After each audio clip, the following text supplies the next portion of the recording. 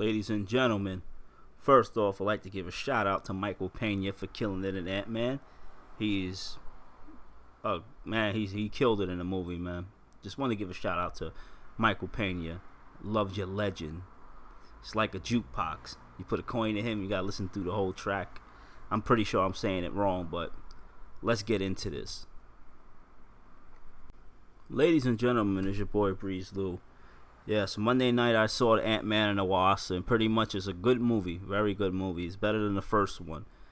You know, the whole storytelling, the pacing in the beginning starts off slow, but it establishes, you know, bigger connection with Scott and his daughter Cassie. You know, good stuff. I like that.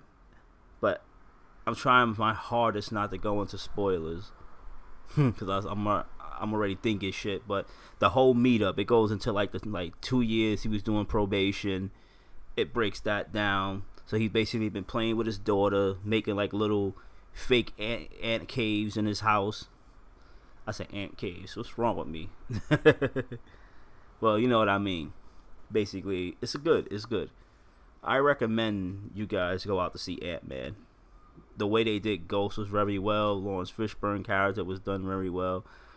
And Ghost, she's beautiful. The actress playing Ghost is very beautiful. I love her eyes. Walter Goggins make an appearance in there. He's like the big baddie. He kills it. Walter Goggins is a scumbag. He did one of the most logical things a villain could do in a comic book movie. Matter of fact, a movie, period. So, you know, check that out. So when you see it, you guys let me know what you think, alright? About the whole Walter Goggins, because he did something very smart. The way they used their powers in this was also good, too. Like, you had Ant-Man growing more in this film. And you had Wasp playing more of the small role, like how she does in the comic. You know, she's always like the backup to Ant-Man at certain times, helping him out. Ant-Man does like some of the heavy lifting. She does more of the stealth things.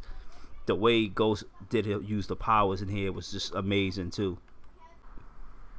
And with modern technology, it's just, damn, the way they hooked up Ghost, man. Like, oh, the way he you see her tearing and coming back together. They hooked that shit up, man. Trust me, you have to go see this. Like, Hank Pym was awesome in the movie. Michael Douglas did very well. Michelle Pfeiffer, basically, yeah, something about her is like, she looks so clean cut, nice clothes and all that when they found her.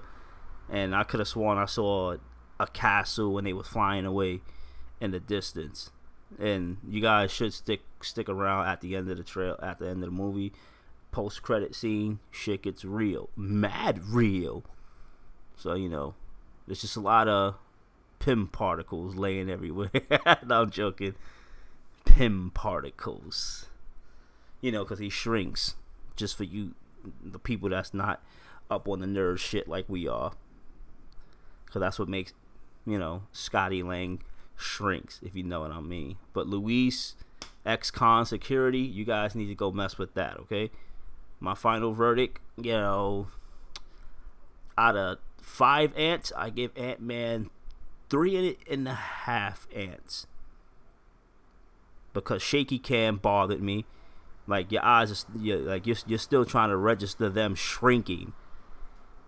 So you having action scenes with them fighting, and then they're shrinking, and they're going through cars, and then Ghost is doing her phase and shit, and then they're using shaky cam at that too.